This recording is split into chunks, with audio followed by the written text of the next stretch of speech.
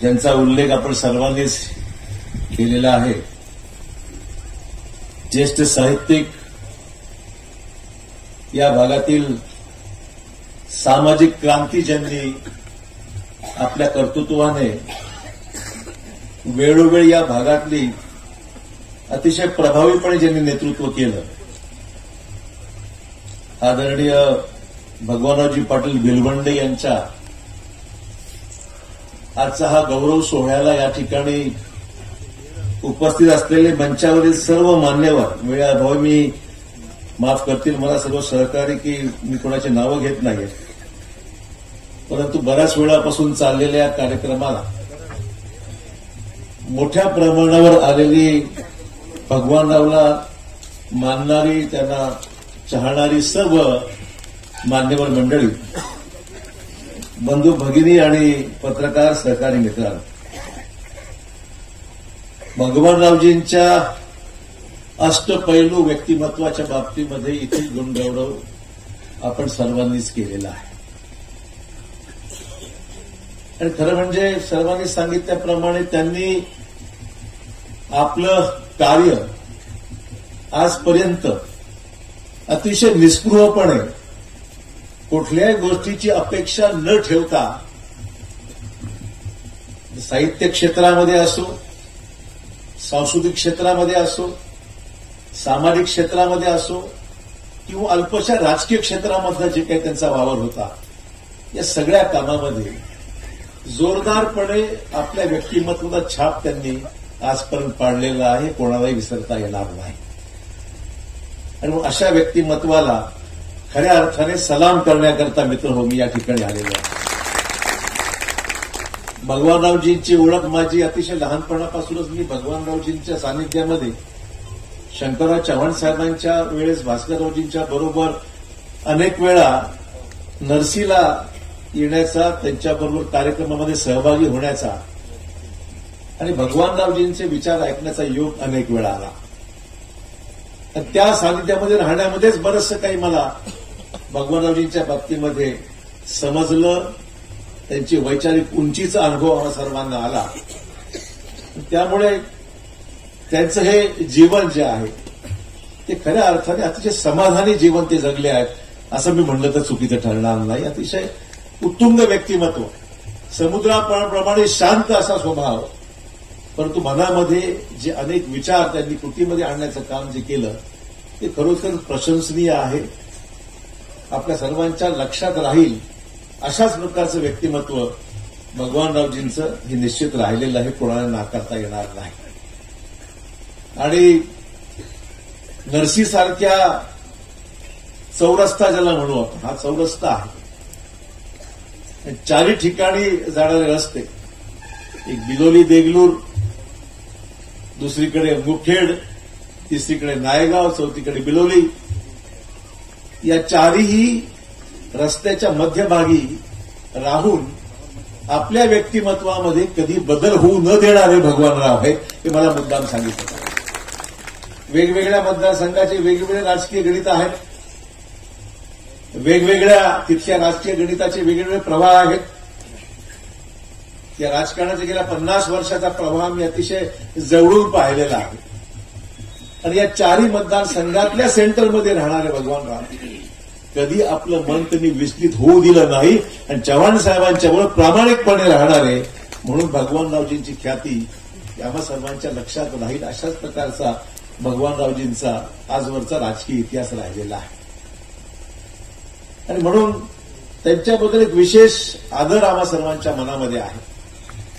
आणि मला आठवतंय की मी राज्याचा सांस्कृतिक राज्यमंत्री असताना भगवानरावजींचं साहित्य आणि सांस्कृतिक क्षेत्रामध्ये असलेलं योगदान लक्षात घेतल्यानंतर मला वाटलं की जे आपण साहित्य संस्कृती मंडळ जे आपण राज्य शासनाने आपण निवड जे आपण नियुक्त करतो त्या साहित्य संस्कृती मंडळामध्ये भगवानरावजींसारखा व्यक्ती आला पाहिजे आणि म्हणून त्यावेळेस शासनामार्फत भगवानरावजींच्या नियुक्तीही त्यावेळेस करण्यात आली होती. 1-2 बैठकीला मी स्वतः हजर होतो.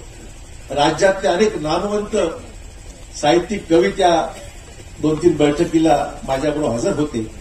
पण भगवानरावजींचं योगदान त्याही बैठकीमध्ये एवढा वरच्या दर्जाचं होतं की मी उल्लेख करू शकत तेवढं चांगलं काम या सर्व कारकिर्दीमध्ये भगवानरावजींनी त्यावेळेस केलेलं आहे ते मला नक्की आठवतंय आणि म्हणून त्यांच्याबद्दल एक वेगळी भावना सर्वांच्याच मनामध्ये आहे. त्यांची राजकीय कारकीर्द म्हणण्यापेक्षा तुमच्या सहकार क्षेत्रामध्ये मग त्या कारखान्यामध्ये काही कालावधीमध्ये त्यांनी काम पाहिलं. आमच्या निवडणुकांमध्ये भरपूर वेळ देऊन त्या ठिकाणी त्यांनी या सर्व निवडणुका चव्हाण साहेबांच्या असो, भास्कररावजींच्या असो, माझ्या असो किंवा ज्या काही लहानशा निवडणुका जरी जिल्ह्यातल्या व्हायच्या त्या सगळ्या निवडणुकीमध्ये भगवानरावजींनी खूप मोलाचं सहकार्य वेळोवेळी आम्हा सर्वांना केलं आहे हे नाकारता येणार नाही. त्यामुळे एवढा उंचीचा माणूस स्वतःसाठी कधी काही मागितलं नाही, स्वतःसाठी काही फार अपेक्षा कधी केलं नाही. ज्यात मिळालं ते समाधानी राहिले आणि त्यातून या जिल्ह्यामध्ये एक वेगळं आदराचं स्थान ते स्वतःबद्दल निर्माण करू शकले ही त्यांची जमेची बाजू आहे. आपोआप सहज शक्य होत नाही. राजकीय क्षेत्रामध्ये काम करत असताना, इतर क्षेत्रामध्ये काम करत असताना आपल्याला नेमकं काय मिळतंय हा जो काही प्रकार असतो त्यातून भगवानराव फार अलिप्त राहिले. कधी स्वतःहून काही आले आणि सांगितले मला अमुक ठिकाणी काही नियुक्ती द्या, अमुक ठिकाणी माझा कुठे विचार करा, असा एकही प्रसंग मला कधी आठवत नाही की भगवानरावजींनी कधी व्यक्त केलेला आहे. त्यामुळे हे एक लक्षण एका मोठ्या माणसाचं, एका मोठ्या व्यक्तिमत्वाचं लक्षण आहे की स्वतःसाठी काही न मागता काहीतरी समाजासाठी आपण देणं आहोत, काहीतरी आपल्याकडून आपण समाजासाठी केलं पाहिजे, राजकीय क्षेत्रामध्ये चांगल्या माणसाशी पण जोडल्या गेलं पाहिजे अशा प्रकारची भावना आणि भूमिका घेऊन आजवरचं त्यांचं सर्व आयुष्य त्यांनी घालवलेलं आहे. आणि म्हणून अशा व्यक्तिमत्वाच्या बाबतीमध्ये आपल्या सर्वांच्या मनामध्ये खूप एक प्रेमाची भावना आहे याची जाणीव मला आहे. त्यामुळे आज जी काही मंडळी या ठिकाणी आलेली आहे, सर्व पक्षीय मंडळी या ठिकाणी आहे, ज्यांनी ज्यांनी भगवानरावजींच्या सानिध्यामध्ये काही कालावधी घालवला त्या सर्वांच्या मनामध्ये त्यांच्याबद्दल प्रेम आहे, त्यांच्यावर खूप आदर आहे आणि त्याला दीर्घ आयुष्य लाभो हे सांगण्याकरता सर्वजण या ठिकाणी आलेले आहे. मुद्दा मला ठिकाणी आवडून सांगितलं. भगवानरावजी आज हे आनंदी सूत नावाचं जे काही गौरव अंक या ठिकाणी, गौरव ग्रंथ या ठिकाणी दिगंबरराव कदम यांनी जो दिलेला आहे तो खरोखर वाचण्यासारखा आहे. आपण सर्वांनी ते वाचला पाहिजे, पाहिलं पाहिजे. भगवानरावजींच्या पूर्ण आयुष्यावर प्रकाशझोत टाकणारा असा आजचा हा ग्रंथ आहे. छोटा आहे परंतु वाचनीय आहे असं नक्कीच म्हणावं लागेल. एखाद्या व्यक्तीबद्दल आपल्या ओळखीची व्यक्ती असते परंतु त्याचं जीवन कार्य त्यांनी जे केलेलं काम आहे किंवा त्याच्या जीवनामधल्या ज्या बारीक सारी गोष्टी आहेत त्या कदाचित बऱ्याच लोकांना माहीत नसतात. परंतु हा गौरव ग्रंथ ज्या पद्धतीने दिगंबरराव कदम यांनी या ठिकाणी लिहिलेला आहे खरोखरच अतिशय वाचनीय आहे. या ठिकाणी भगवानच्या स्वभावावर त्या ठिकाणी त्यांनी लक्ष वेधलं आहे. चंद्राप्रमाणे शीतल, सूर्याप्रमाणे तेजस्वी आणि सद्यस्थितीतील व्यक्तीनं भावी पिढीला भावी म्हणून त्यांच्या नावाने हा त्यांचं आनंदी सूत ही हा गौरव ग्रंथ लिहिण्याचा भगवानरावजींनी उल्लेख केलेला आहे. मला वाटतं की याही पुस्तकामध्ये सर्व काय आलं असं म्हणणार नाही. त्यांचा अनुभव, त्यांचं कर्तृत्व, त्यांनी त्यांचं योगदान हे एवढं मोठं आहे की एखाद्या 100 पानी पुस्तकामध्ये ते सर्व मावेल अशा प्रकारची बात अजिबात नाहीये मित्र. त्यामुळे मी भगवानरावजींना मनापासून या ठिकाणी शुभेच्छा देतो. त्यांचं अनुकरण अनेकांनी मोठा बेलवंडे परिवार खूप मोठा परिवार आहे. म्हणजे मी बऱ्याचशा वेळेस बेलवंडेच्या घरी गेलो, भगवानरावच्या गेलो, आमच्या तालुका अध्यक्षांच्याकडे गेलो, पण नेमके किती बेलवंडे नरसीला मला अजून समजले नाही. म्हणजे आणि अनेक पक्षात आहे तर चुकीच्या घरात कधी जाऊ का असं कधी कधी होतं. मला समजत नाही बऱ्याचशा वेळेस. म्हणजे नरसी जे केंद्र आहे एक राजकीय केंद्र आहे, सामाजिक केंद्र आहे आणि सर्व बेलवंडे हे अनेक पक्षामध्ये आहेत. त्यामुळे कधी कधी कन्फ्युजन होतं मनामध्ये कुठला बेलवंडे, कुठल्या पक्षातला बेलवंडे. पण भगवानरावजीकडे जाताना असं कधी वाटत नाही. भगवानरावजी आपलेच घर, म्हणजे बाकीचे आपलेच आहेत वाद नाही, परंतु भगवानरावजीकडे जात असताना ते आपले भगवानराव बेलवंडे आहेत हे मनापासून वाटतं आणि म्हणून त्यांच्या घरी मोकळेपणे बाकीच्यांकडे जातो मोकळेपणे, बोलवलं चहाला जावंच लागतं. परंतु भगवानरावजींकडे गेल्यानंतर एक समाधान म्हटलं. परवाच या देगलूर बिदोली मतदारसंघातल्या निवडणुकीच्या निमित्तानं येणं जाणं होतंच या ठिकाणून भगवानरावजींनी आठवण केली म्हणून मुद्दाम मी प्रकाशराव म्हणले की 1-2 मिनिटं भेटायला म्हणजे बिलकुल मी येतो. संध्याकाळी अर्धा पाऊण तास त्याची गप्पा मारल्या आणि मग नांदेडला चाललं गेलो. त्यामुळे भगवानरावजींची भेट घेतल्यानंतर खूप प्रसन्न वाटतं, खूप बरं वाटतं आणि त्यांचे मोकळे विचार ऐकल्यानंतर निश्चितच अशा प्रकारचा दिलदार माणूस होणे नाही या ठिकाणी असं वाटतं मला, की ज्यांनी एवढ्या सगळ्या आपल्या राजकीय आयुष्यामध्ये, सामाजिक आयुष्यामध्ये भरपूर लोक जोडण्याचं काम केलं, विचाराने जोडण्याचं काम केलं, आचाराने जोडण्याचं काम केलं आणि आपल्या सर्वांची मनं जिंकण्याचं काम आतापर्यंत केलं. आणि म्हणून हा सगळा मित्रपरिवार, हा सगळा भगवानरावजींना चाहणारा परिवार आहे, जो आज कुठं राजकीय सभेला नाही तर भगवानरावजींना शुभेच्छा देण्याकरता या ठिकाणी एवढ्या मोठ्या प्रमाणावर त्यांना भेटण्याकरता आलेला आहे. त्यामुळे या सगळ्यांच्या मनातल्या गोष्टींचा फक्त या ठिकाणी उल्लेख मी मुद्दाम या ठिकाणी करत आहे. मित्र, भगवानरावजींचं शैक्षणिक आयुष्याचा उल्लेख मगाशी झाला. आपल्या सगरोळीच्या आपल्या एज्युकेशनल संस्कृत संवर्धनी ट्रस्टच्या माध्यमातून जी काही शैक्षणिक सुविधा त्या ठिकाणी उपलब्ध आहेत, अतिशय प्रशंसनीय आणि चांगलं काम आमचे देशमुख साहेब करत आहे. याबद्दल तोडच नाही, चांगलं काम आपल्याकडे सुरू आहे. आणि खरं म्हणजे भगवानरावजींची वैचारिक उंची जी काही त्यांनी गाठलेली आहे, ती वैचारिक उंची ही सहजपणे किंवा आता सांगितलं उद्या घडते असा विषय नाही आहे, की बालपणापासूनच मनामध्ये रुजवण्याचं काम जर कोणी केलं असेल तर सगोळीवासियांनी केलेलं आहे, सगोळीमध्ये त्या संस्थांनी केलेलं आहे. त्यातून एक वैचारिक बोध घेऊन भगवानरावजी तिथून आपलं शिक्षण त्यांनी पूर्ण केलं आणि मग त्यातून बाहेर पडले. पण खरी जी मानसिक जी काही जळणघळण झालेली आहे ती या सगोळीमधल्या संस्थेच्या माध्यमातून अतिशय चांगल्या पद्धतीने त्यावेळेस ते काम झालं.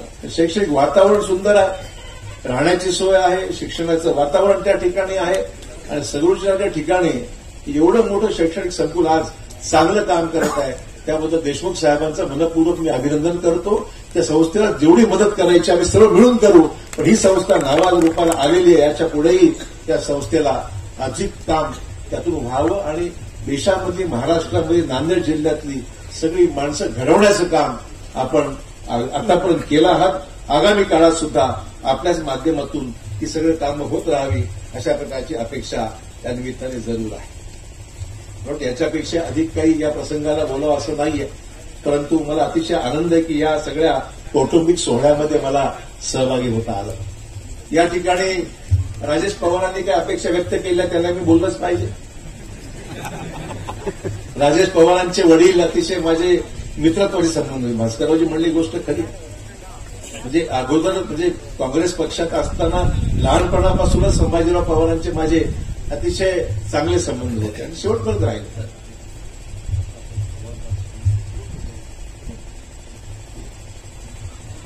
त्यामुळे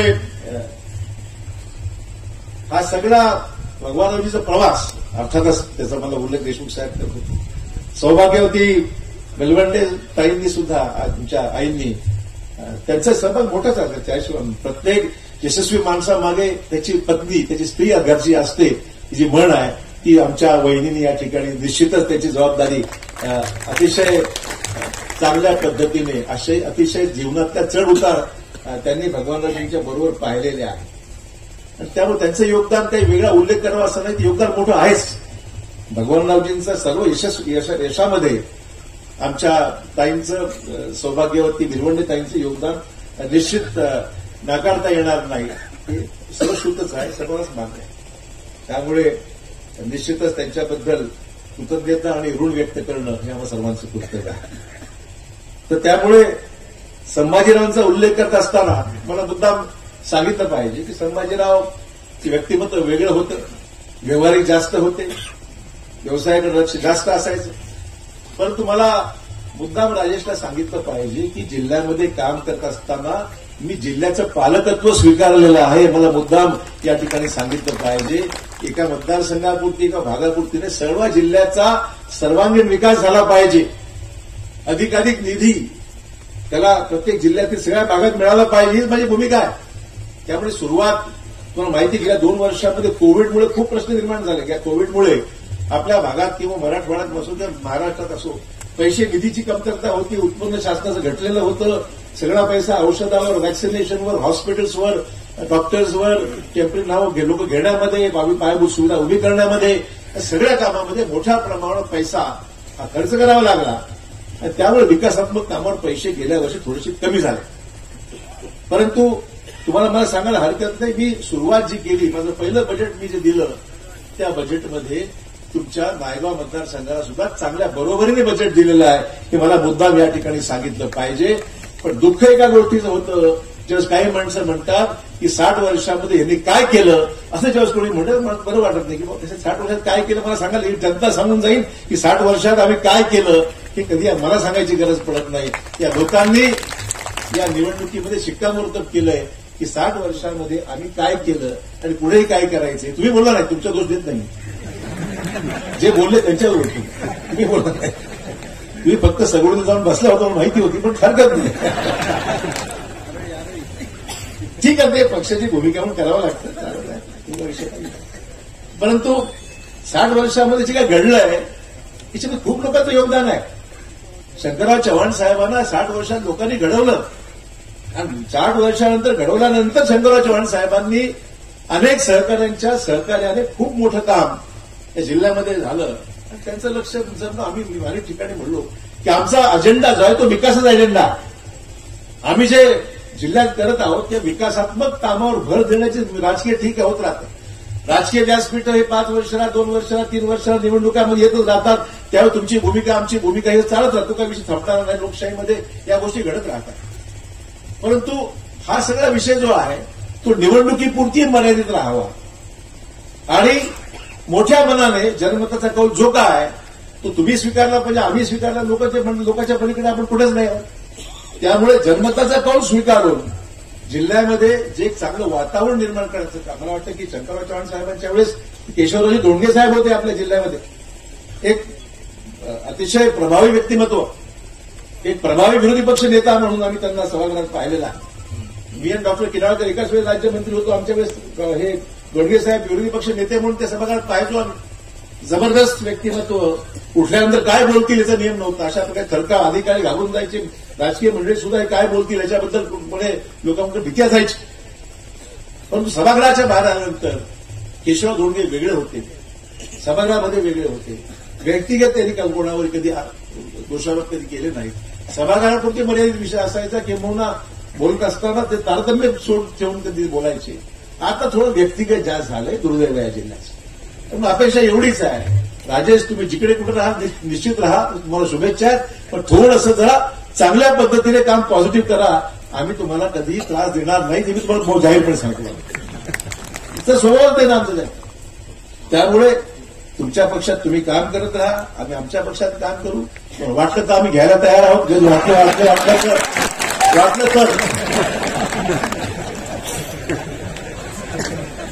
वाटलं तर मी काय जवळ. त्यामुळे सगळे विषय आज एक कौटुंबिक सोहळ्यामध्ये सगळे हे जुने सहकारी आज एका मंचावर पुढे वेगळं पण नाहीच आहे. एकेकाळी आपण सर्व एकत्र राहिलेलो तो काय दुश्मनी आहे, काय भांडणं आहे, ते धुळ्यावर काहीच नाही. तसं होतं एखाद्या वेळेस वाटतं माणसाला तिकडे गेला नाही, लोकांना मिळेल तिकडे गेलो मिळणार नाही, असं गणित असतं नाही किंवा. परंतु आपण सर्वांनी अनुभवलं पाहिलं आणि शेवटी आपलं घर ते आपलंच घर आहे नेहमी वाटतं आपल्याला. आणि म्हणून आज सर्व कुटुंब म्हणून आपण या कौटुंबिक सोहळ्यामध्ये एकत्र आलेलो आहोत आणि एका चांगल्या वातावरणामध्ये. आणि कुठे जरी राहिलो आपण आपण थोडी एकमेकांचे दुश्मन आहोत. ठीक आहे, तो वैचारिक काही गोष्टी पक्षाच्या असतात, तिथपर्यंत ठीक आहे, तेवढं बरेच असल्या हरकत नाही. मला वाटतं की सगळी कामं करण्याच्या बाबतीमध्ये निश्चितच आपल्याला हे सर्व करावं लागेल. मला भगवानरावजींच्या अजून एक व्यक्तिमत्वाचा पैलू म्हणजे अतिशय चांगलं वाचन भगवानरावजींचं. भगवानरावजींना वाचनाचा खूप नाद आहे. मी त्यांची अनेक भाषणं कार्यक्रमामध्ये ऐकायचो आणि ती सर्व राष्ट्रीय आंतरराष्ट्रीय पातळीवरच्या सगळ्या घटना गोष्टींशी संबंधित असायची. मला आश्चर्य वाटायचं की भगवानरावजी एवढं बारकाईने कशा पद्धतीने सगळ्या विषयावर अतिशय कमांड ठेवून बोलतात. पण नंतर लक्षात आलं की भगवानरावचं वाचन खूप वाचायचे. वृत्तपत्रापासून पुस्तकांपासून लेख वाचायचे. त्यातून स्वतःची मतं नुसतं वाचलं आणि तेच बोलायचं असं नाहीये, पण स्वतःची काही मतं त्यांची राहिलेली आहेत आणि त्या मतांच्या माध्यमातून ते जाहीरपणे त्याच्या समर्थनार्थ किंवा विरोधामध्ये जे काही वाटत असेल ते बोललेले आहे हे मी अनेक ठिकाणी ऐकलेलं आहे. त्याच्यामुळे खूप त्यांचा जे व्यक्तिमत्वाचा जो काही विकास झालेला आहे त्याच्यामागे खरी पार्श्वभूमी जी आहे ते भगवान रावजींचं अतिशय वाचन मोठ्या प्रमाणावर होतं असं माझं मत आहे. त्यामुळे भगवान रावजी आपण चिंता करू नका, ईश्वर आपल्याला दीर्घ आयुष्य देणार आहे आणि आपण अतिशय चांगल्या समाधानी पद्धतीने आपलं उभं आयुष्य जगलात. आगामी काळात सुद्धा आपल्या हातून जनतेची सेवा होत राहावी, मार्गदर्शन मिळत राहावं आणि जाता येताना तुमच्या घरी 2 कप चहा घेण्याची योग, आज जेवणाचा योग आहे, पुढे चहाचा योग हा निश्चित आम्हाला सर्वांना लाभत राहील अशा प्रकारची अपेक्षा या निमित्ताने मी निश्चित वेगवेगळे खूप वेळ झाला असल्यामुळे अधिक लांबवत 3 वाजलेले आहेत त्याच्यामुळे अधिक मी वेळ लांबवत नाही. परंतु त्या सोहळ्याला आज एवढ्या मोठ्या प्रमाणावर सर्व मंडळ आलेली आहेत त्या सर्वांचे या ठिकाणी धन्यवाद व्यक्त करतो. भगवानरावजींना आणि सौभाग्यवती ताईंना या ठिकाणी धन्यवाद किंवा त्यांना शुभेच्छा देऊन आपली रजा घेतो. जय हिंद, जय महाराष्ट्र.